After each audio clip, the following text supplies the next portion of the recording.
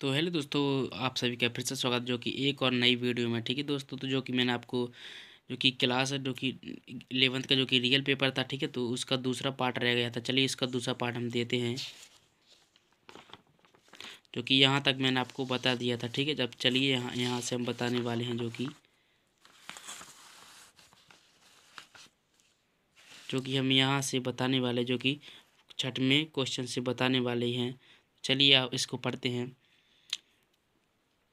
मारी और उर के बारे में लिखिए। तो मारी और उर के बारे में, चलिए अब इसका आंसर दिखाते हैं हम लोग। ठीक है, छठवें का आंसर तो ये रहा जो कि आंसर। इसको आसानी से इसको पढ़ सकते हैं वर और वीडियो रुका कर भी इसका जो कि आंसर जो कि लिख सकते हैं। ठीक है, जो कि यहाँ पर आप सभी लोग जो कि मैंने गूगल से निकाल कर इसको बिल्कुल आंसर बिल्कुल रियल है, जो कि सही है, तो इसको आज जल्दी से इसको लिख लेना। चलिए उसके बाद हम नेक्स्ट क्वेश्चन की ओर चलते हैं हम लोग।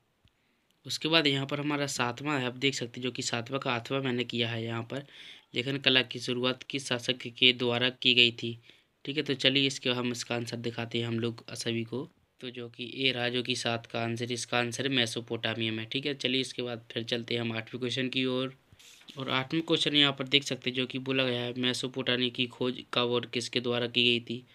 मेसोपोटामिया की सभ्यता का विकास कहाँ हुआ था। तो आठ का जो कि यहाँ पर उत्तर देख लेते हैं हम लोग। तो ये रहा जो कि हमारा आठवीं का उत्तर, यहाँ पर आप सभी लोग देख सकते हैं।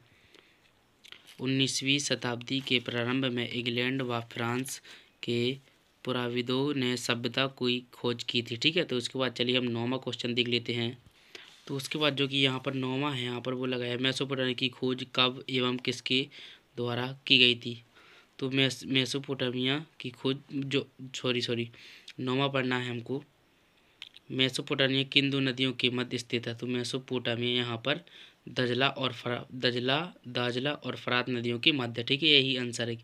आंसर इसका दजला और फरात नदी के मध्य में स्थित है। ठीक है, तो दजला और फरात भर लेना है। चलिए हम अब 10वां पढ़ते हैं।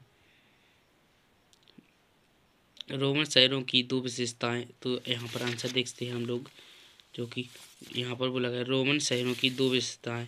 तो ये रही जो कि हमारे 10वें क्वेश्चन की दो विशेषताएं, जो कि पहला है रोमन शहरों में एक मंच और थिएटर था। दूसरा हमारा साधारण साधारण घर अक्सर साधारण मिट्टी ईंट के आवास होते थे। ठीक है, चलिए इसके बाद 11वां क्वेश्चन देख लेते हैं हम लोग।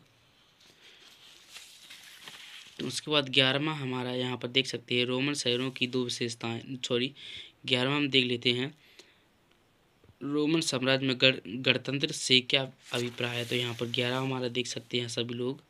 रोमन गणतंत्र प्राचीन रोमन सभ्यता का युग था, जिसकी पारंपरिक रूप से शुरुआत 509 ईसा पूर्व और 27 ईसा पूर्व में रोमन गणतंत्र की स्थापना के साथ इसका समापन हो गया था। ठीक है, तो इसके बाद चलिए अब हम यहाँ पर 12वें क्वेश्चन की ओर चलते हैं हम लोग। तो यहाँ पर बोला गया एम्फोरा क्या है। ठीक है, तो ये एम्फोरा आप यहाँ पर देख सकते हैं, जो कि गूगल से क्वेश्चन निकाला है मैंने, तो इसको आसानी से पढ़ते चलिए साथ साथ। चलिए इसके बाद नेक्स्ट क्वेश्चन की ओर चलते हैं हम लोग। फिर यहाँ पर 13वां क्वेश्चन आप सब लोग देख सकते हैं, इसका भी जिसका भी गूगल से आंसर निकालता है, इसका आंसर भी आसानी से स्क्रीनशॉट भी वरना इसको ले सकते हैं। तो यहाँ पर आपको जल्दी से जल्दी इसको उतार लेना है। चलिए उसके बाद यहाँ पर हम जो कि 14वां क्वेश्चन देखते हैं। स्टेपी क्षेत्र की पुरानी दशमलव पद्धति क्या है। ठीक है, तो आप यहाँ पर देख सकते हैं। तो यहाँ पर गूगल से इसी का भी जो कि इस प्रश्न के उत्तर गूगल से ही निकाले, बिल्कुल रियल है, तो इसको आसानी से इसको स्क्रीनशॉट लेते चलना। ठीक है, उसके बाद 15वें में चलते हैं हम। हरकारा पद्धति क्या है। तो हरकारा पद्धति का आंसर यहाँ पर आपको लिखना है। हरकारा पद्धति एक सरकंडे का पौधा है। ठीक है, क्या लिखना है आपको, हरकारा पद्धति। उत्तर आपको बताता हूँ 15 का। हरकारा पद्धति एक सरकंडे का पौधा है। ठीक है, जिसका जिसका उपयोग, ठीक है, तो मैंने गूगल से आंसर निकाला है, तो इसका आंसर आपको लिख लेना। ठीक है, थोड़ी मैं भूल गया हूँ। उसके बाद यहाँ पर 16वां का आंसर देख सकते हैं, मेसोपोटामिया की कृषि व्यवसाय के बारे में। ठीक है, तो यहाँ पर अथवा वाला किया है, तो यहाँ पर गूगल से निकाला है, तो 16 का अथवा में। ठीक है, 16 का अथवा का आंसर है। ठीक है, उसके बाद यहाँ पर 17 का देख सकते हैं, मेसोपोटामिया की मोहरों के बारे में लिखिए। यहाँ पर इसका भी अथवा किया है, मेसोपोटामिया के लेखन को समझाइए। ठीक है, तो इसका भी आंसर गूगल से निकाला हुआ है, तो इसका आंसर आप सभी लोग स्क्रीनशॉट ले सकते हैं वरना इसका आंसर। चलिए उसके बाद हम दूसरे क्वेश्चन की ओर चलते हैं। रोम साम्राज्य, रोम जो यहाँ पर 18वां में चलते हैं, रोमन साम्राज्य दासों के प्रति व्यवहार विवेचना।